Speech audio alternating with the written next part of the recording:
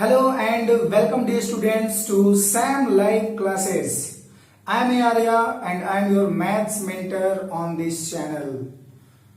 आज हम लोग क्लास 12 के एक काफी इंपॉर्टेंट टॉपिक के ऊपर डिस्कस करने वाले हैं और आप बोर्ड पे देखकर समझ गए होंगे कि आज हम लोग किस टॉपिक के ऊपर बात करने वाले हैं।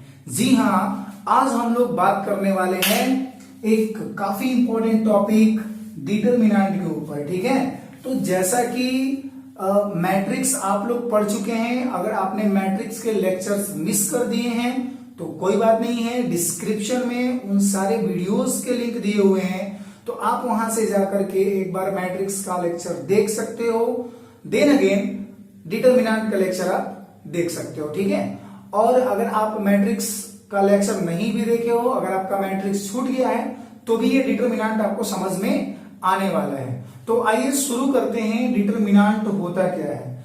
बच्चों, डिटरमिनेंट को हम लोग हिंदी में बोलते हैं सारणिक, है ना। डिटरमिनेंट को हम लोग हिंदी में क्या बोलते हैं? सारणिक बोलते हैं। अब डिटरमिनेंट एक्चुअली में क्या होता है ना। डिटरमिनेंट क्या होता है, तो सबसे पहला चीज तो यही है कि determinant is defined for a square matrix, है ना। Determinant is defined for a square matrix, यानी कि जो डिटरमिनेंट होता है वो किस मैट्रिक्स के लिए डिफाइंड होता है भाई? ए स्क्वायर मैट्रिक्स के लिए डिफाइंड होता है। स्क्वायर मैट्रिक्स किसको कहते हैं? वैसा मैट्रिक्स जिसमें number of rose and number of columns आपस में क्या हो? इक्वल हो। जैसे देख लो यहां पे, अगर मान लो 1 2 3 4 ये कोई मैट्रिक्स दिया हुआ है, तो ये कैसा मैट्रिक्स है? ये स्क्वायर मैट्रिक्स है। क्यों? क्योंकि इसमें टोटल नंबर ऑफ रोज कितने हैं बच्चों? बताओ जल्दी से। इसमें टोटल नंबर ऑफ रोज 2 हैं and total number of columns कितने हैं भाई? टोटल नंबर ऑफ कॉलम्स भी 2 हैं, है ना। ये C1 और ये C2, यानी कि ये जो मैट्रिक्स है इसका ऑर्डर है 2 क्रॉस 2। तो इसमें नंबर ऑफ रोज और नंबर ऑफ कॉलम्स क्या है? आपस में इक्वल हैं। तो वैसा मैट्रिक्स जिसमें कि नंबर ऑफ रोज और नंबर ऑफ कॉलम्स आपस में इक्वल हो, उसको हम लोग क्या बोलते हैं भाई? स्क्वायर मैट्रिक्स बोलते हैं। तो जो डिटरमिनेंट होता है वो किसके लिए डिफाइंड होता है? स्क्वायर मैट्रिक्स के लिए ही डिफाइंड होता है। Determinant is always defined for square matrix. अगर आपसे कोई रेक्टेंगुलर मैट्रिक्स के डिटरमिनेंट की बात कर रहा है, मतलब कि वो आपसे बिल्कुल ही गलत बात कर रहा है, क्योंकि रेक्टेंगुलर मैट्रिक्स का डिटरमिनेंट हम लोग नहीं ज्ञात कर सकते हैं। ठीक है, तो डिटरमिनेंट जो है वो किसका होता है? स्क्वायर मैट्रिक्स का होता है। तो पहला बात हो गया। बात नंबर 2 क्या है भाई? बात नंबर 2 ये है कि determinant of a square matrix A, determinant of a square matrix A is denoted by, determinant of a square matrix A is denoted by this symbol, है ना। ऐसा सिंबल आप लोग जानते हो, मॉडुलस के लिए हम लोग ऐसा सिंबल यूज करते थे बच्चों। ठीक है, 2 ऐसे खड़ा, है ना, लाइन हम लोग खींचते थे, वो मॉडुलस के लिए यूज होता था। बिल्कुल वैसा ही सिंबल यहां भी यूज होगा। किसके लिए? डिटरमिनेंट के लिए। इसको हम लोग क्या पढ़ेंगे? बताओ जल्दी से, क्या पढ़ोगे इसको? इसको हम लोग पढ़ेंगे डिटरमिनेंट ऑफ ए। क्या पढ़ोगे भाई? डिटरमिनेंट ऑफ ए। गलती से आप लोग मॉड ऑफ ए मत पढ़ देना। क्या पढ़ना है इसको?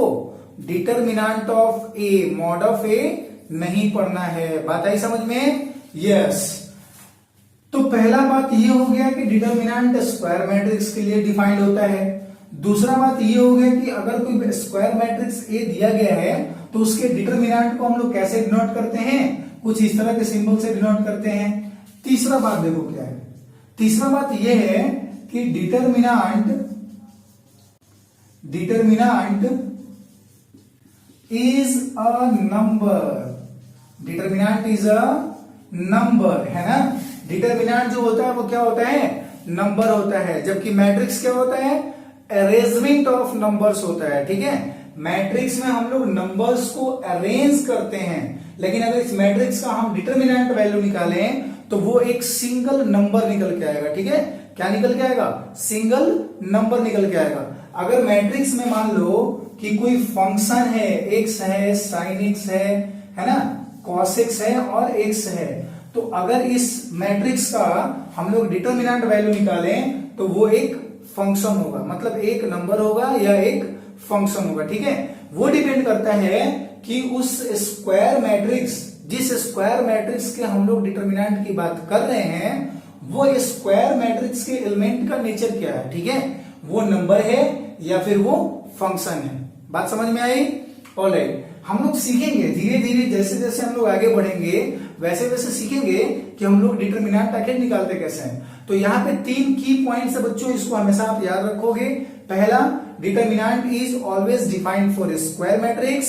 Second, determinant of a square matrix A is denoted by this symbol. And third one, कि डिटर्मिनेंट इज अ नंबर। बात आई समझ में? अब आइए हम लोग ये सीखते हैं कि अगर कोई स्क्वायर मैट्रिक्स हो तो उसका डिटर्मिनेंट वैल्यू हम लोग कैसे निकालते हैं। अब भैया डिटर्मिनेंट स्क्वायर मैट्रिक्स क्या हो सकता है वो 1 क्रॉस 1 का हो सकता है वो 2 क्रॉस 2 का हो सकता है वो 3 क्रॉस 3 का हो सकता है वो 4 क्रॉस 4 का हो सकता है वो n क्रॉस n का हो, ठीक है। तो इतने ऑर्डर के स्क्वायर मैट्रिक्स तो हो सकते हैं, लेकिन क्लास 12th में हम लोग सिर्फ 3 क्रॉस 3 ऑर्डर के मैट्रिक्स का डिटर्मिनेंट वैल्यू निकालना जानेंगे, ठीक है ना। यानी कि क्लास 12th में 3 क्रॉस 3 ऑर्डर तक के मैट्रिक्स का ही हम लोग डिटर्मिनेंट वैल्यू निकालना जानेंगे। 4 क्रॉस 4 ऑर्डर का अगर कोई मैट्रिक्स दिया हुआ है तो उसका डिटर्मिनेंट वैल्यू हम लोग कैसे निकालते हैं, वो आपके हायर क्लासेस में पढ़ने के लिए मिलेगा, ठीक है। तो क्लास 12th में सिर्फ हम लोग जानेंगे कि 2 क्रॉस 2 ऑर्डर का डिटर्मिनेंट वैल्यू कैसे निकालते हैं, 3 क्रॉस 3 ऑर्डर का डिटर्मिनेंट वैल्यू कैसे निकालते हैं, या 1 क्रॉस 1 ऑर्डर का डिटर्मिनेंट वैल्यू कैसे निकालते हैं। तो आइए सीखते हैं। सबसे पहले डिटर्मिनेंट ऑफ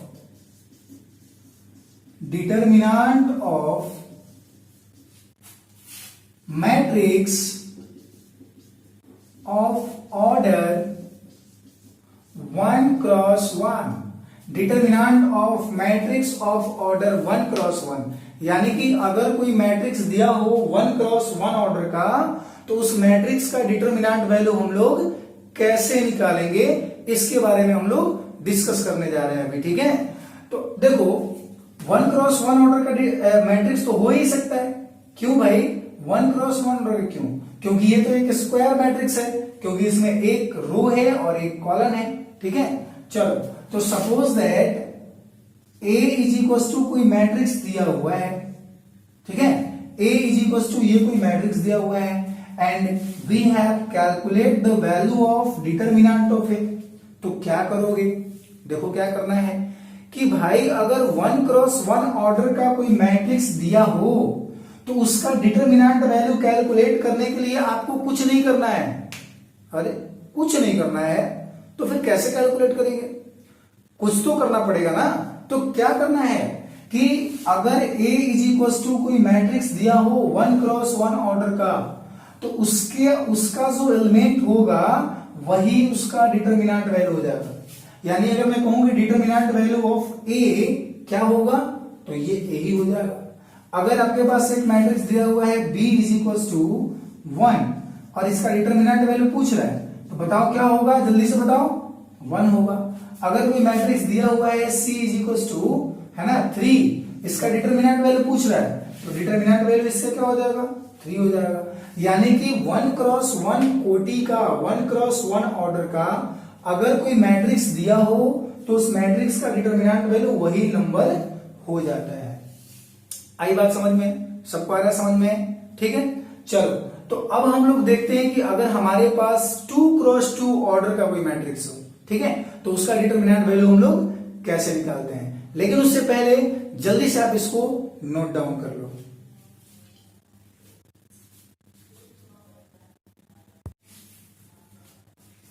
तो आइए देखते हैं बच्चों कि अगर 2x2 ऑर्डर का अगर कोई स्क्वायर मैट्रिक्स है तो उसका हम लोग डिटरमिनेंट वैल्यू कैसे निकालते हैं। आइए समझते हैं इसको। यानी कि टॉपिक का आपका नाम हो जाएगा डिटरमिनेंट ऑफ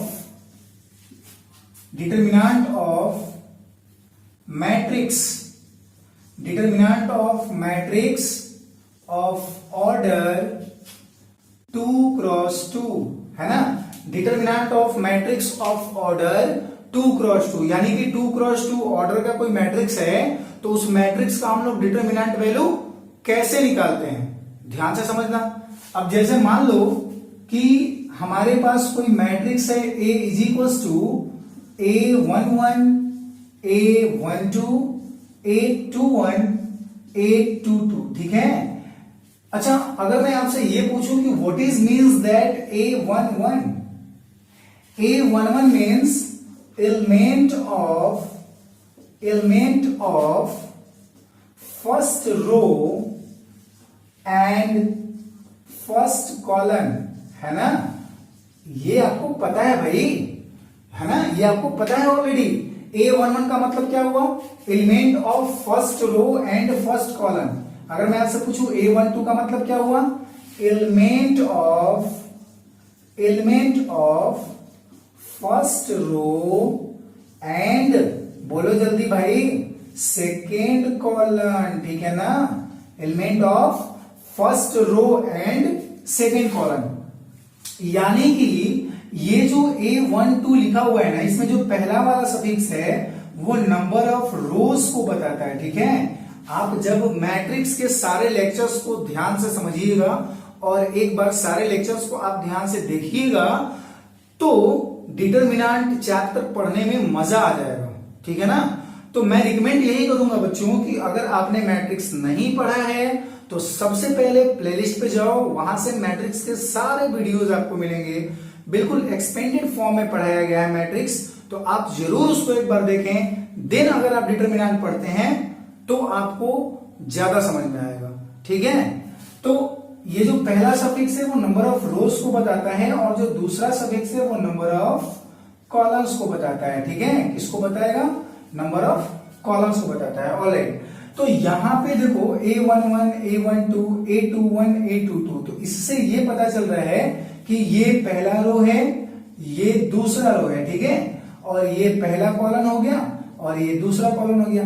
तो ये एक स्क्वायर मैट्रिक्स है, किस ऑर्डर का, 2x2 ऑर्डर का, ठीक है। आप यहां पे 2x2 न लिख करके सिर्फ ये भी लिख सकते हो मैट्रिक्स ऑफ ऑर्डर 2, ठीक है। तो मैट्रिक्स ऑफ ऑर्डर 2 का मतलब ये अंडरस्टूड होता है कि जो मैट्रिक्स दिया गया है वो किस ऑर्डर का मैट्रिक्स है भाई, 2x2 ऑर्डर का मैट्रिक्स है। यानी कि उसमें 2 नंबर ऑफ रोज होंगे और 2 नंबर ऑफ कॉलम्स होंगे। आई बात समझ में, यस। तो अब इसके डिटरमिनेंट का हम लोग वैल्यू कैसे निकालते हैं, चलो देखते हैं। तो सबसे पहले तो इसको ऐसे डिनोट करोगे, डिटरमिनेंट ऑफ ए, यानी कि ये हो जाएगा A11 A12 A21 A22, ठीक है। A11 A12 A21 A22। अब सुनो ध्यान से, कैसे निकालोगे। तो देखो यहां पे हम लोग क्या करेंगे कि सबसे पहले प्रिंसिपल डायगोनल को गुणा कर देंगे, सबसे पहले मुख्य विकर्ण को गुणा कर देंगे। अब भाई मुख्य विकर्ण कौन सा कहलाता है, अगर कोई मैट्रिक्स दिया हुआ है तो उस मैट्रिक्स के, देखो हमारा ये लेफ्ट हैंड है और ये हमारा राइट हैंड है, तो लेफ्ट हैंड के अपर साइड से राइट हैंड के लोअर साइड की तरफ जो डायगोनल होता है, जो विकर्ण होता है, उसको हम लोग कहते हैं मुख्य विकर्ण, यानी कि प्रिंसिपल डायगोनल, ठीक है। तो यहां पे ये जो है प्रिंसिपल डायगोनल का काम करेगा। तो मैंने क्या करना है कि सबसे पहले इन दोनों में गुणा कर देना है, तो गुणा करो A11 इंटू A22, ठीक है, गुणा कर दिए। अब क्या करोगे कि जो दूसरा वाला विकर्ण बच गया, इस दूसरे वाले विकर्ण को भी क्या करोगे, गुणा कर लोगे। तो गुणा कर लो जल्दी से बाबू, तो क्या आएगा A21 इंटू A12, और गुणा करके दोनों को क्या कर लोगे, घटा लोगे, ठीक है ना, माइनस कर लोगे। यानी कि बहुत ही सिंपल है, तिरछा तिरछी गुणा करके घटा लेना है। बस ध्यान इतना रखना है कि सबसे पहले गुणा जो होगा वो प्रिंसिपल डायगोनल यानी कि मुख्य विकर्ण के अवयवों को सबसे पहले गुणा करना पड़ेगा, ठीक है, और तब उसमें से हम लोग घटाएंगे जो शेष विकर्ण बच गया उसके अवयवों को गुणा करके, ठीक है। चलो अब जैसे मान लो हमारे पास एक दिया हुआ है मैट्रिक्स, है ना, 1 2 3 एंड 4, ठीक है। अब इसके डिटरमिनेंट का मुझे मान निकालना है। चलो जल्दी से बताओ, जल्दी से बताओ, जल्दी से डिटरमिनेंट का मान कितना होगा, जल्दी से बताओ। 1 2 3 4। तो सबसे पहले हम लोग मुख्य विकर्ण के अवयवों को गुणा कर लेंगे। तो भाई 1 में 4 का मल्टीप्लाई कर लो, 4 आ जाएगा, है ना, 4 एकम 4 और माइनस 3 दूनी के 6, तो कितना आ गया, -2 आ गया। आएगा समझ में। एक और देख लो, b इज इक्वल टू, अगर मान लो कोई मैट्रिक्स है हमारे पास sin x, है ना, and minus cos x and sin x, ठीक है, और मुझे पता करना है डिटरमिनेंट ऑफ b का मान। किसका मान पता करना है बच्चों, डिटरमिनेंट ऑफ b का मान बताना है मुझे। तो चलो जल्दी से बताओ, वीडियो को पॉज करो और जल्दी से बनाओ कॉपी पे। कितना आ रहा है आंसर आप लोगों का, फिर मिलाना, है ना। आप कॉपी पेन लेकर बैठोगे पढ़ने तब ज्यादा मजा आएगा, है ना। तो चलो अब बताओ क्या करोगे भाई, sin x में sin x का गुणा करोगे, मुख्य विकर्ण के अवयव यही है, तो sin x में sin x का मैं अगर गुणा कर दूं तो ये आ जाना है sin square x, and minus cos x में माइनस cos x का गुणा करोगे तो ये आ जाएगा माइनस cos स्क्वायर x। और जरा सा देखो, sin square x and minus minus plus cos square x, sin square x and minus minus plus cos square x, तो हमारा वैल्यू कितना आ गया, 1 आ गया। यानी कि डिटरमिनेंट ऑफ b कितना मिल गया बच्चों, हमको 1 मिल गया। आई बात समझ में सबको। तो ये बहुत ही आसान है, 2 क्रॉस 2 ऑर्डर के डिटरमिनेंट का वैल्यू कैसे निकालते हैं। आई होप आपको समझ में आया होगा। तो आज के लेक्चर में बस इतना ही।